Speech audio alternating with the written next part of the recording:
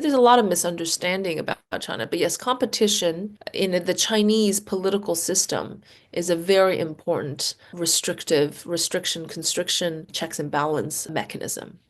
Competition at the local level among provinces, even among, regions or cities, create inherent checks and balance on the system.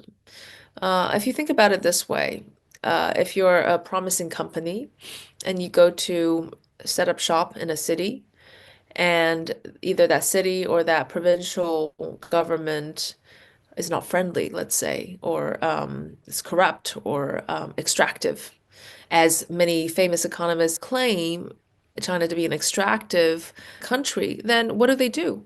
They simply flock away to the neighboring province or city and contribute to their GDP and their investment and their employment. Ultimately, the local government cares about these three things: GDP and employment, and how much you can contribute to the overall economy. So that would be killing the goose that lays the golden eggs. Now, if you have nowhere to flock because there's no competition, then that becomes a problem. So the local governments often bend over heads over heels for the promising companies. We mentioned about NEO and some other EV companies. There was huge competition among the local governments who can bid for NEO. In fact, I am just talking to a startup, not even a startup, an idea that has been very promising. The Beijing government said, look, whatever the Shanghaiese government will offer you, we're going to match and we're going to actually increase that. This is not even on something that has already succeeded. What does it mean that local government create this competition creates this constraint of local government behavior? And again, another misunderstanding is that these government officials it's not the case that they have no checks and balances and no monitoring going on. In fact, monitoring surveillance is everywhere. It's even coming from the civil society itself.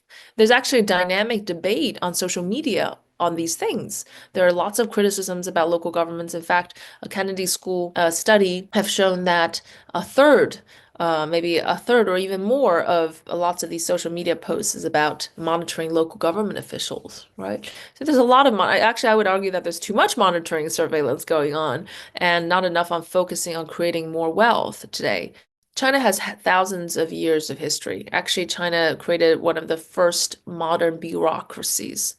There are vestiges of the tradition and the historical elements in the Chinese system, including, the horizontal and the vertical stretches and expansions to every stratum of society and every place around the country, and including the relationship, very, very a nuanced relationship between the central and local governments, the emperor, and how it can implement some of his policies at the local level. How can he monitor what's going on in this vast nation? That kind of central local tussle has been a millennial condition that is still very much a part of the feature of the Chinese economy today. And even if you look at the very topical aspects in the Chinese economy, like the local government debt, how to resolve the local government debt, again, it comes back to this very nuanced central local relationship. How much responsibility, how much resources to give the local government, how much monitoring, are they concerned about moral hazard where the central government bails out the local government?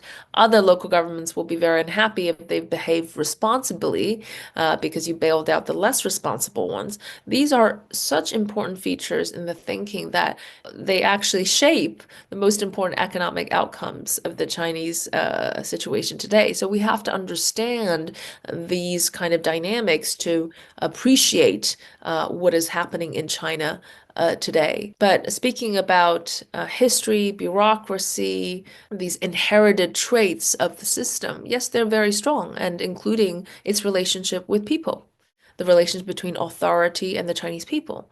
The West thinks that it's just the Chinese government and people's relationship today that is sometimes tense because of the supposedly authoritarian nature of certain things, but actually the relationship with authority, that quiet deference, but not blind submission to authority, is not only a permanent feature throughout history, but also a pervasive feature throughout society, whether it's between teacher and student or children and parents. That kind kind of relationship of authority is something that is very different in China from where it is in the West. And I think that people should just have a much more open-minded view about different perspectives. 偷偷告诉大家，我最近发现了新法宝 Royal Face 逆时奇迹系列，它有活肤露、全效精华，还有精华霜。尤其我皮肤比较偏干，所以我非常的注重保湿。保湿做得好，肌肤自然烹饪。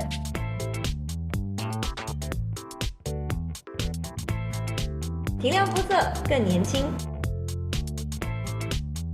抚平皱纹超有感，而且气色变好。用心保养，每天都更美一点。